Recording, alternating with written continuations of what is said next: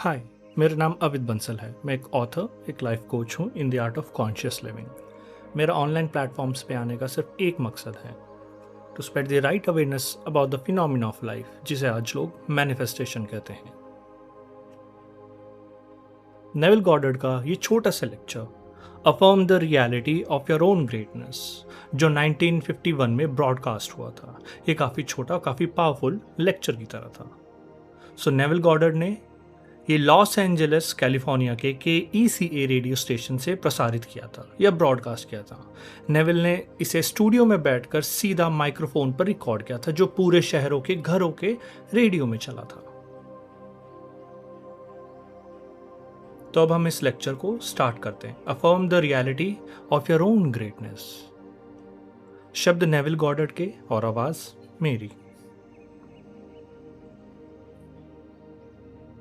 एक नए जीवन की शुरुआत करने के लिए हमें बिल्कुल शुरुआत से कदम उठाना होगा, यानी खुद के भीतर सुधार और बदलाव लाकर। नए संगठन, राजनीतिक दल, धार्मिक संस्थाएं या सामाजिक मंच बना देना ही काफी नहीं है। हमें बाहर जो भी परेशानियां दिखती हैं, उनकी जड़ें हमारी सोच से कई ज्यादा गहरी हैं। इसलिए सबसे बड़ा और जरूरी बदलाव हमारे अपने भीतर या हमारे अपने अंदर होना चाहिए। सब कुछ इस बात पर निर्भर करता है कि हमारा खुद के प्रति क्या नजरिया है या क्या खुद की तरफ एटीट्यूड है। जिस चीज को हम अपने भीतर सच माने बैठे हैं या उनको सच मानेंगे, वो हमारी बाहरी दुनिया में कभी ना कभी सामने आएगी ही। यही वो असली धर्म है जिससे हमें जीना चाहिए, क्योंकि जैसे दया और भलाई, इन दोनों की शुरुआत हमेशा खुद के घर से होती है, वैसे ही सच्चे धर्म की शुरुआत हमारे अपने आंतरिक अनुभवों से, इनर एक्सपीरियंसेस से होती है। बाइबल में लिखा है, be a transformed by the renewing of your mind, मतलब अपने मन को नया करके पूरी तरह बदल जाओ। यह एक प्राचीन अचूक फॉर्मूला है और इसके अलावा और कोई रास्ता ही नहीं है।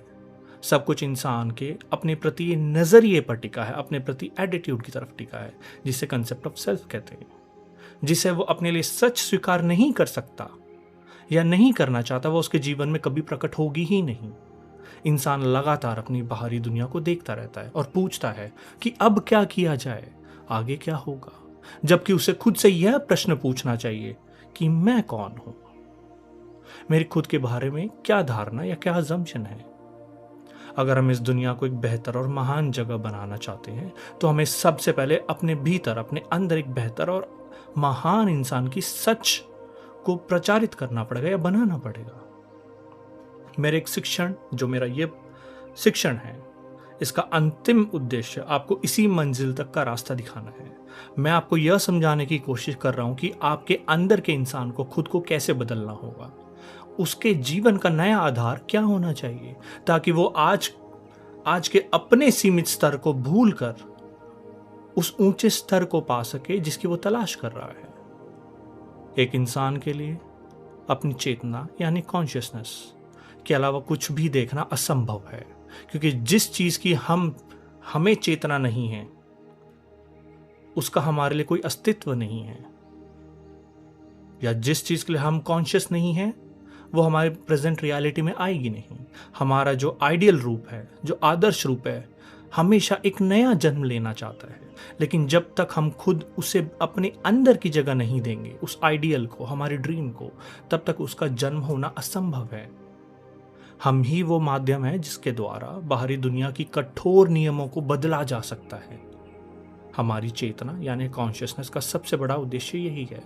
अगर हम इस जिम्मेदारी से पीछे हटते हैं और यह बहाना बनाते हैं कि बाहरी दुनिया के नियम यह साबित करते हैं कि कल्पना और प्रेम से दुनिया को नहीं बदला जा सकता, तो हम केवल विश्वास की कमी के कारण अपने जीवन के उद्देश्य को नष्ट कर रहे हैं। हम उस इकलौते रास्ते को ठुकरा रहे हैं जिससे बदलाव आ सकता है। किसी भी विचार या धर्म की असली परीक्षा यह है कि क्या वो सच में आपके भीतर पैदा हुआ है, क्या वो आपके अंतर मन के गहरे विश्वास से निकला है, क्या वो आपके आंतरिक अनुभव का एक फल है। कोई भी विचार तब तक आपके लायक नहीं है जब तक कि वो आपको यह गहरा और अटूट भरोसा ना दे दे कि सब कुछ बहुत बढ़िया है। चाहे व्यक्तिगत रूप से आपके साथ बाहर कुछ भी क्यों ना घट रहा हो, बिल्कुल अपोजिट क्यों ना घट रहा हो। दिमागी ज्ञान और आध्यात्मिक ज्ञान के तरीके पूरी तरह से अलग हैं, क्योंकि हम किसी चीज को दिमागी तौर पर तब जानते हैं जब हम उसे बाहर देखते हैं, उसकी तुलना दूसरी चीजों से करते हैं और उसका विश्लेषण करते हैं। व्हाइटहेड ने धर्म की परिभाषा देते हुए कहा था, और ये कहा था, धर्म वो है जो इंसान अकेलेपन में करता है। लेकिन मैं इसमें एक बात जोड़ना चाहता हूं। मेरा मानना है कि ये वो है जो एक इंसान अपने अकेलेपन में होता है। जब हम अकेले में होते हैं तो हम अपने आंतरिक अनुभवों की तरफ मुड़ते हैं। यही वो समय है जब हमें खुद को वैसा ही इमेजिन करना चाहिए जैसा एक आइडियल इंसान, एक आदर्श इंसान हम बाहरी दुनिया में बनना चाहते हैं। अगर हम अपने अकेलेपन में अपनी कल्पना के जरिए उस चीज को महसूस कर ले जो हम लक्ष्य पाने के बाद शायद असलियत में महसूस करते, तो समय के साथ हम बिल्कुल वैसे ही बदल जाएंगे जैसे हमने सोचा था। बाइबल में लिखा है, B renewed in the spirit of your mind, put on the new man, speak every man truth with his neighbour. Hindi में कहूं, अपने मन की भावनाओं में नए बनो, नए मनुष्य को धारण करो, अज्यूम करो, और हर इंसान अपने पड़ोसी से सच बोले। अपनी इस हकीकत को चेतना मतलब कॉन्शियसनेस का हिस्सा बनाने का एकमात्र तरीका है, सिर्फ एकमात्र, अपने मन को नया करना ही होगा। हमसे कहा जाता है कि हम अपनी सोच बदलें, लेकिन हम अपनी सोच तब तक नहीं बदल सकते जब तक हम अपनी धारणाओं को ना बदलें, हमारी अजम्पशंस को ना बदलें। हमारी सोच तो बस हमारी गहरी धारणाओं से एक निकली हुई झरना है, एक स्रोत है, और हमारी सबसे गहरी धारणाएं हम खुद हैं। किसी भी इच्छा का अंतिम लक्ष्य कुछ करना नहीं है, बल्कि वो बन जाना है जो आप बनना चाहते हो। हमें बोला गया है, be still and know I am that which I desire, मतलब शांत हो जाओ और जान लो कि मैं वही हूं जो मेरी इच्छा है। हमेशा होने का प्रयास करें, होने का जो आप बनना चाहते हैं। अगर आपका दिल नहीं बदला तो बाहरी बदलाव बिल्कुल बेकार है।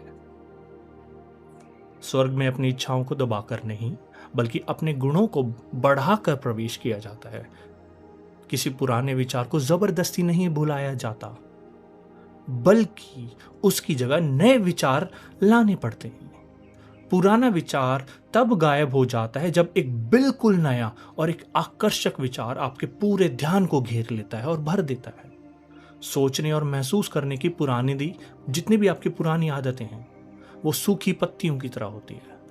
वो तब तक पेड़ से लटकी रहती हैं जब तक कि नए पत्ते उन्हें धक्का देकर नहीं गिरा देते।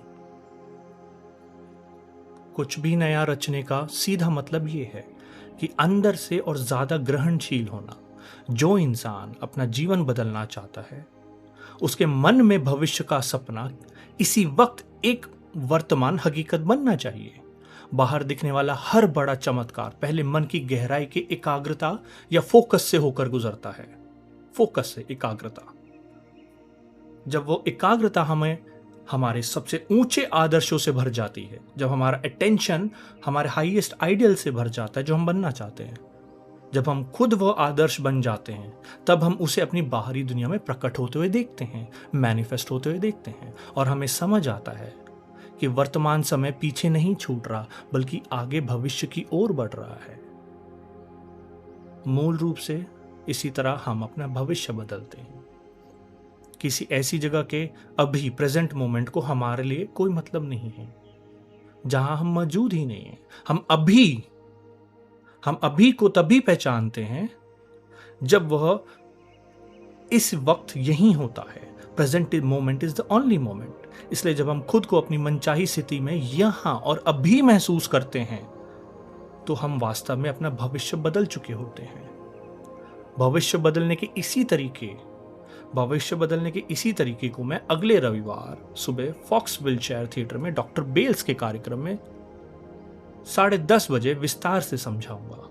मेरा उद्देश्य आपको खुद के प्रति एक ऊंचे नजरिए पे ले जाना है, और इस तरीके को इतने आसान शब्द में समझाना है कि रविवार की सुबह वहां से निकलने वाला हर एक व्यक्ति पूरी तरह से बदला हुआ इंसान बन जाए। जो लोग निराश हैं उन्हें महान सिद्धांतों की प्रेरणा की सख्त जरूरत है। अगर हमें ऐसी आवाज में बात करनी है जो लोगों की कल्पना को जगाए और उनकी आत्मा को झकझोर दे, तो हमें बुनियादी सिद्धांतों को वापस लेकर आना होगा।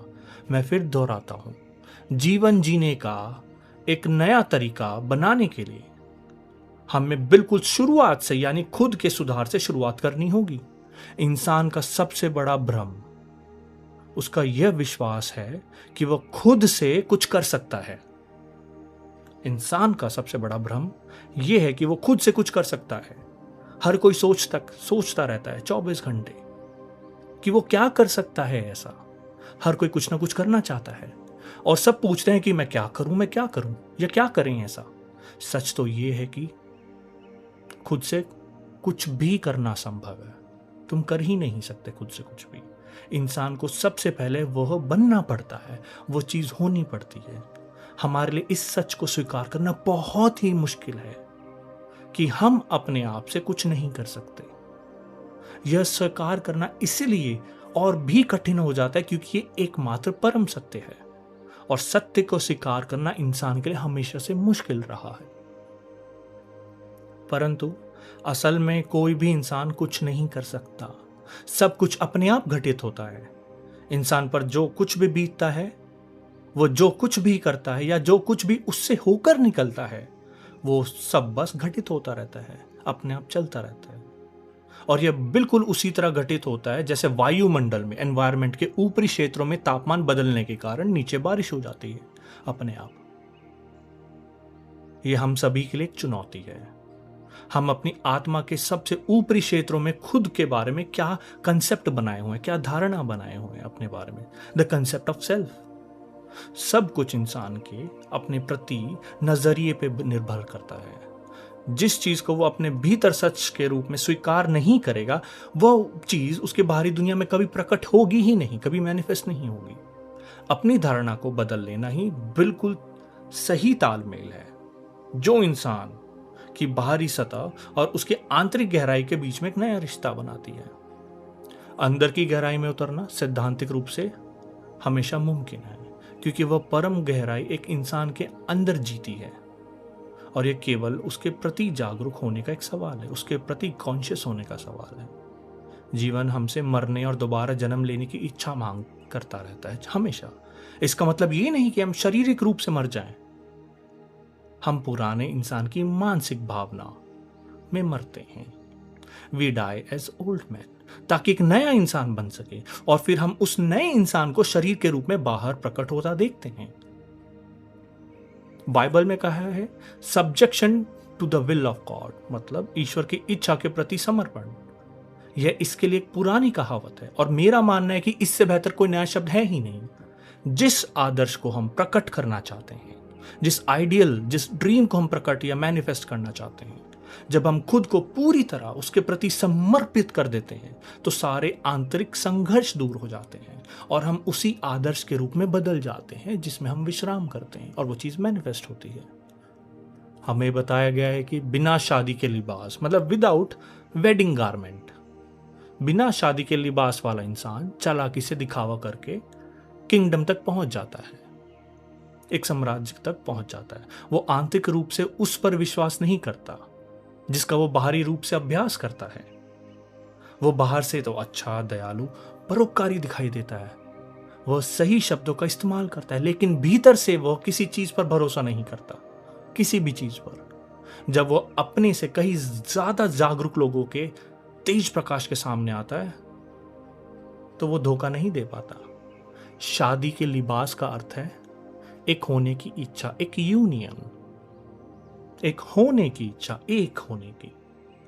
उसके भीतर उस ज्ञान से एक होने की इच्छा नहीं है जो वो सिखाता है, भले ही वो जो सिखा रहा है वो सच ही क्यों ना हो, इसलिए उसके पास शादी का लिबास नहीं है। जब हम सत्य के साथ एक हो जाते हैं तब हमें अपने पुराने स्वभाव को छोड़ना पड़ता है और छोड़ देते हैं और अपने मन की भावनाओं में नए बन जाते हैं। सत्य चालाक ढोंगियों से उनका झूठ बड़प्पन छीन लेता है। सत्य चालाक ढोंगियों से उनका झूठ बड़प्पन छीन लेता है। इसके बाद सत्य पर भी अच्छाई के बड़प्पन की जीत होगी और वही उस पर राज करेगी, क्योंकि अच्छाई ही इस दुनिया की एकमात्र चीज है जिसे कभी जीता नहीं जा सकता। आइए अब शांत मन से ध्यान से उतरें। Now let us go into the silence.